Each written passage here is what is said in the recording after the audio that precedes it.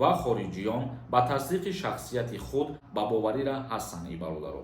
мақсад аввалан ки қонунгузориро риоя кунед, патент бигиред. ассалому алайкум тамошобинони барномаҳои Сомониён ТЖ. як информатсияи нава пешкаши шумо мегардонем, баъдан ба саволҳо ҷавоб мегардонем. бо диққат тамошо кунед.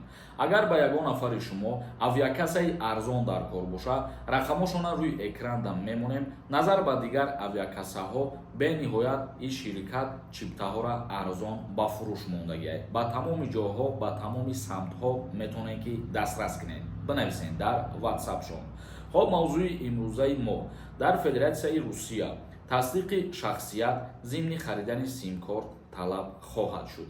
чихеле ки мо чанд қапеш видео карда будем ва гуфта будем ки шаҳрвандони хориҷӣ дар ҳолати гирифтани симкарта аз инҷа пас бояд ки шахсияти худшона муайян кунанд ва ҳар касе ки ба номи худаш симкарта гирифтагӣ набуд, мисол аз аэропортҳо ёки аз бозорҳо ҳами хел додагишон буданд, ӯ симкартаҳоро бояд ҳатма ба номи худтон кунед. дар ҳолати ба ном накардан аллакай хомӯш карда мешавад ва аллакай официалӣ нашр шуд ки ин кор ҳатмӣ шуд. вазорати рақамикунонии Русия пешниҳод кардааст ки шаҳрвандони Русия ва хориҷиён ба тасдиқи шахсияти худ ҳангоми харидории симкорт ӯҳдадор карда шаванд.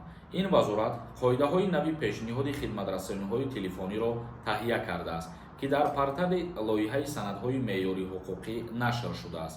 шаҳрвандони Русия ҳангоми харидории симкорт бояд шахсияти худро бо яке аз се роҳ тасдиқ кунанд: тавассути шиноснома, тавассути портали госуслугӣ ё ташкилоти ваколатдор. агар шаҳрванд дар портали госуслуг сабт нашуда бошад ё бо ёрии биометрӣ, тавре ки менависанд. барои хориҷиён ин тасдиқ танҳо ҳангоми ҳузури шахсӣ ва тавассути биометрия сурат хоҳад гирифт. тавре ки вазорати рақамикунонии Русия шарҳ доданд, ин тағйирот ба қонун вобаста аст ки Владимир Путин, президенти Федератсияи Русия, дар моҳи август имзо гузоштааст.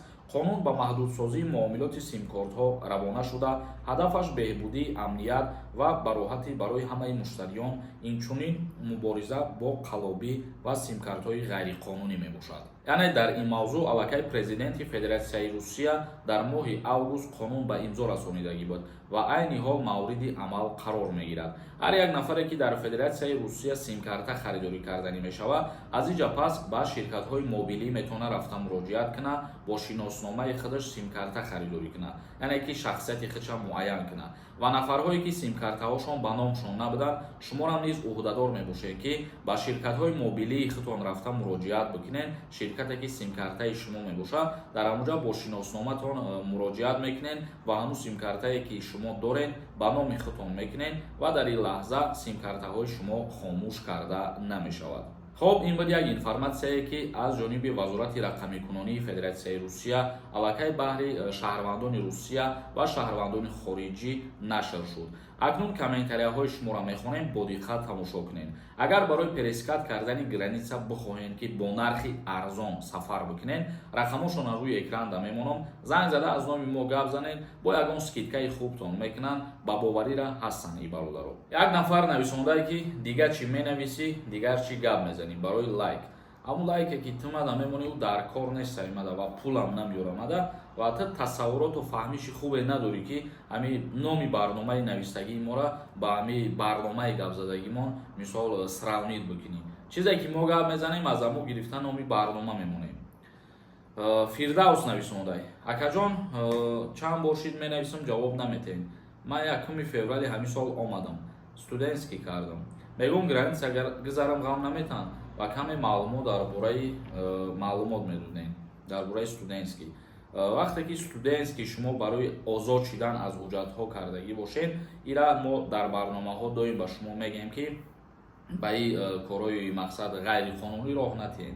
вақте ки шумо ба нияти кору фаъолият омадагиед, мақсад аввалан ки қонунгузориро риоя кунед, патент бигиред. ва студентский гирифтананда мо чандин боро мегем ки агар шумо дар ҳақиқат бихоҳед дистансиони дарсҳо бихонед, баъд метавонед ки дополнительно дарс бихонед, мисолу студентский билет ҳам бигиред. бар ивази патент мисол ё бар ивази ягон ҳуҷҷати тасдиқкунандае ки барои кору фаъолият муҳим мебошад, студентский билет гирифтан тавсиятро наметиҳем. ва барои граница гузаштанам мақсад ки мигратсиони картаро нигоҳ мекунанд дар ҳолати гузаштани граница ё ки пересикат кардан, шумо ин чиза хуб нағз медонед. Чизе ки қайд шидагӣ аст, ҳамуро ба назар мегиранд. Як нафари дигар нависонда, агар прописка буд шида бошад, як бор суд ғалт дида бошӣ, ҳамин ҷиноят мешавад ка? Ҷавоб тиҳед илтимос. Не, и административни правонарушения мешавад, бародари азиз. Як нафари дигар нависонда, салом акаи Сорбон. Бо кӯдаки хурд ба назди шавҳарам ба Россия рафта метавонам. Мегӯянд ки занҳоро бо кӯдак аз аэропорт мегардонанд. Рост аст. Наоборот бигирем, агар занҳо ва кӯдакҳоро вероятностшон бисёртара ки вориди Федератсияи Русия бишаванд. Ин чиза аз таҷрибаи ҳаррӯза мебинем ва мардумам медонанд. Як нафари дигар нависондаи салом акаи Сорбон. Мегӯянд патентҳоро аннулировать кардесанд. Ҳамин гап асос дорад ё ин ки не? Бе ягон причина агар бигӯед не, ягон асос надорад. Бе причина патента аннулировать намекунанд. Як нафари дигар нависондаи ассалому алайкум акаи Сорбон. Мо ду бачаем, ма бачаи калонӣ 20 сола, додарам 13 сола. Падарам вафот кардагиай, модар хонашин. Барои ҳамин чӣ кунам ки ба хизмат даъват накунанд? Шумо метавонед ки худтона сардори оила ба қайд бигиред, яъне ки зиндагиро шумо пеш мебаред. Мақсад рафта ба военкомати ҷои истихдом муроҷиат мекунед ва сардори оила ба қайд мегиранд шуморо. Шамсов нависондаи салом акаи Сорбон. Паспорти тоҷикиро 1 сол калон гузарондиянд. Ба ҳамун загран гирӣ чӣ намекунад? Илтимос ҷавоб диҳед. Паспорти тоҷикӣ чира калон гузарондиянд, бародари азиз? узур нафаҳмидам мақсади саволта. Маҳмадёров нависондаи салом Сорбон. Мара рӯзи 9 сентябр аз аэропорти Шереметова гардонданд. Дар паспорт печат назаданд. Метавонам рафта ё не? Дар як варақ чизе навистанд, намедонам. дар он варақ чӣ навистагиай, бародари азиз? Мумкин тра запрет кардагӣ бошанд ё мумкин тра видварения кардагӣ бошанд. Дар ҳолате ки видварения кардагӣ бошанд, мутаассифона шумо обратно рафта наметавонед дигар. Акбаров нависондаи ассалому алайкум акаи Сорбон. Депортация ауф мешавад ё ин ки не? Дар назар астае ки дар соли 2025 ауфи муҳоҷирон мешаванд, лекин дар кадом моҳуш ва киҳо ауф мешаванд, ин чизаш ҳозирашда аниқ шидагӣ нестае. Хоб, тамошобинони азиз ва гиромӣ қадр, видеои имрӯзаро ҷамъбаст мекунем. То наворҳои дигар, худованд ҳамаи мо ва шуморо нигаҳбон бошад.